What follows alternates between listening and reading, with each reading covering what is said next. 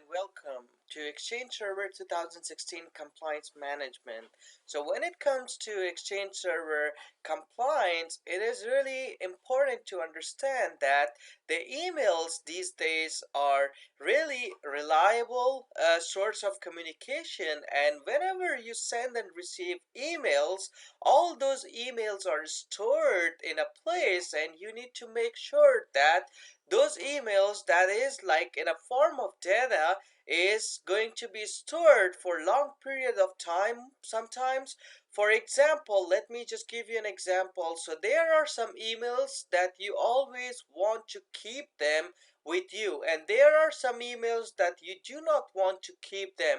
So for example, there are some compliance standards like HIPAA and ISO. So those standards defines that how can you manage or how can you create policies for your organization, or how can you just follow those standards in order to be in compliance. So Exchange Server 2016 and Exchange Server 2010 and other versions, they come within those compliances, like they follow those standards, and they come up with some tools already, so that you can just use them and make sure that you are in compliance. And being in compliance means that the data that you have, or the email system that you have, for example, emails these days is really a reliable form of communication, reliable way of communication.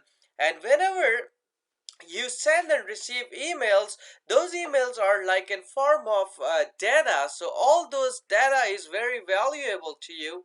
And the other thing is that it is also important for organizations to formulate messaging policies that is going to dictate the fair use of their messaging system. And you have to like provide user guidelines like how they need to act on policies where it is required. So emails are valuable data for all organization, and email lifecycle is also important. You need to just follow the compliances tools. You need to follow the compliance. You need to follow the standards in order to make sure that the life cycle of your emails is going to be based on those standards, based on those policies. So like the other thing that we have is like retention of messages, like for how long, for how long, or for the length, or the length of time, based on business, legal, and regulatory requirements.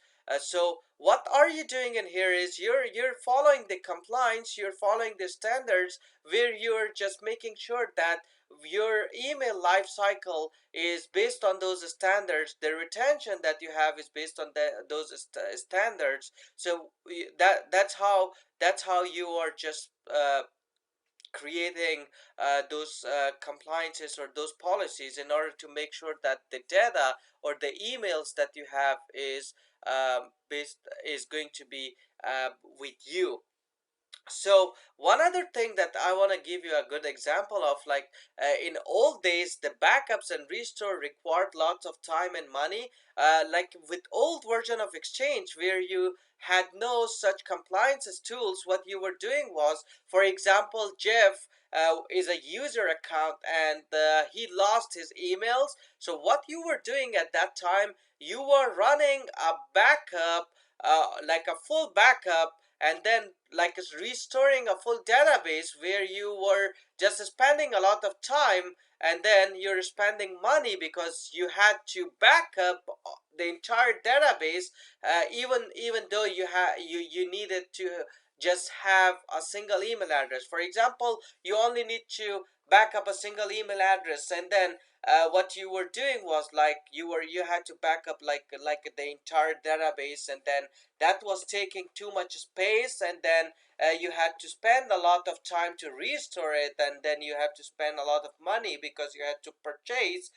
more storage. And policies always needs to be in place to keep your organizations with compliances, because if your organization is not based on compliance, like it's not following the compliance's rules, like HIPAA and like ISO, what's going to happen is that most of the time it is sentenced to jail, and most of the time you will have to pay penalty, because what you're doing is like you're not following the compliances that is given to you. So if the auditors, like from government or from any other organization, comes in and check that you're not following those rules, like your backup systems are not accurate, like for example, they just come in and they tell you, okay, we need to just find emails from Jeff like 2 years back from now. You have to give it to us. So what are you gonna do now? If you're not following the compliances and you do not have like standards and policies in place, what's going to happen is that you will be in trouble. So make sure that you follow the compliance. Compliance tools are used in Exchange Server these days. Like in Exchange Server 2016, what you got is, for example, let me start with for example, InPlace Archiving. If you see here, we got InPlace Archiving. What's InPlace Archiving? So it is archiving all your email messages. So whenever you send and receive email messages, what it is doing is that it is creating a file, PST file, and then you are just storing all your emails in there, and it is storing a copy of your emails in server. But whenever you enable archiving for a mailbox, what it is doing is it is just archiving all those emails that user sends, receives, deletes. It is archiving it, and the good thing is that it is archiving it in a different place. So what's happening is that if the user loses the emails and you are no longer able to find those emails, you can use in-place archiving at that time. So it helps you to regain control of your organization messaging data by eliminating the need for personal store, PST, which is the PST, and it allows users to store messages in archive mailbox as accessible with your Outlook and Outlook Web Access. So it is creating like a separate archive mailbox. Whenever you enable archiving for a user, it creates a separate mailbox for archiving in your Outlook or in your Outlook Web Access, and then your whatever you're just sending, receiving, storing emails, it is archiving it in there. So in case if you delete anything from your mailbox, you can still just have access. You can still have access to that deleted mailbox in your archive, because archive is a different thing than your mailbox. Like it is a separate archiving mailbox. So that's a good thing. So your emails are still there. So this is a good compliance tool that you can use to keep your emails safe. And then there is one other thing that we have is InPlace Hold and uh, uh, litigation hold. Litigation hold. So when a reasonable expectation of litigation exists, organizations are always required to preserve electronically stored information, and it includes emails that relevant to the case. In place hold actually allows you to search and preserve messages matching query parameters. And then what is litigation hold? Litigation hold allows you to place all items in a mailbox on hold. So it holds all your mailbox. So it holds your mailbox. So what are you doing in here? You're holding all those emails. What you're trying to do in here is you're not trying to let it be deleted. You're holding it for a while so that everything is in there, all your messages are in there, and they are protected from permanent deletion.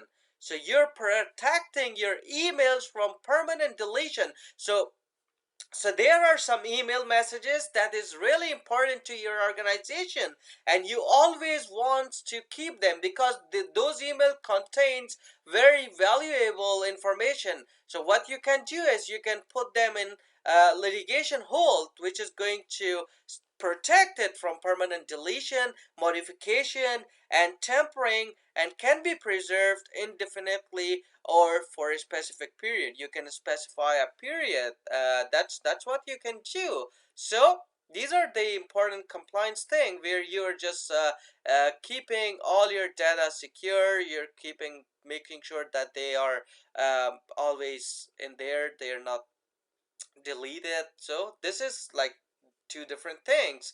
And one other thing that we have is in-place e-discovery.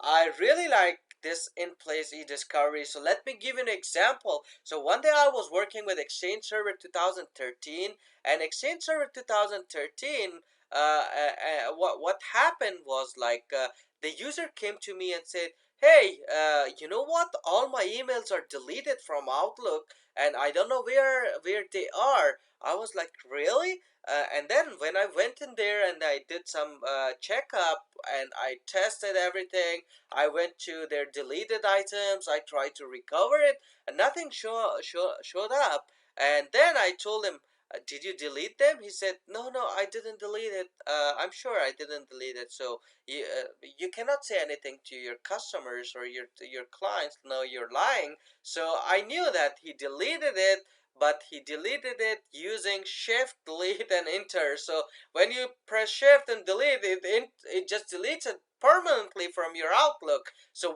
what I did is like I went to e-discovery options, which is like a compliance tool by Exchange Server, and then I searched his mailbox, and then I found out that he got messages in there, and I was able to recover all his email messages. So that's a good example.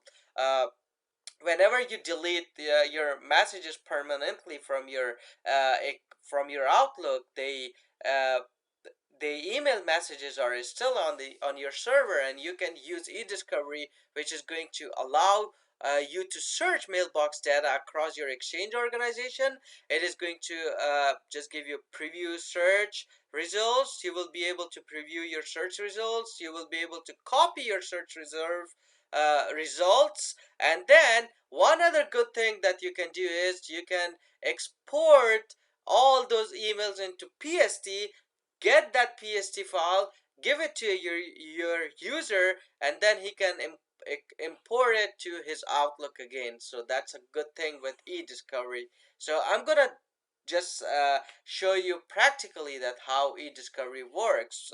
So stay tuned. So one other thing that we have is called administrators audit logging. So administrator audit logging that you see in here is it allows you to enable like audit logs so that you are always informed of changes made by administrators to your Exchange server. So you always want to make sure that whenever administrators make changes to your Exchange server, like they delete something, they create a mailbox, they make any changes to the settings, you need to know it. So you can enable administrator audit login, and then you will be aware of all those changes. And one other thing is you might use administrator audit logging as part of your change control process or track change and access to configuration and recipient for compliance purposes. So your organization is very restricted.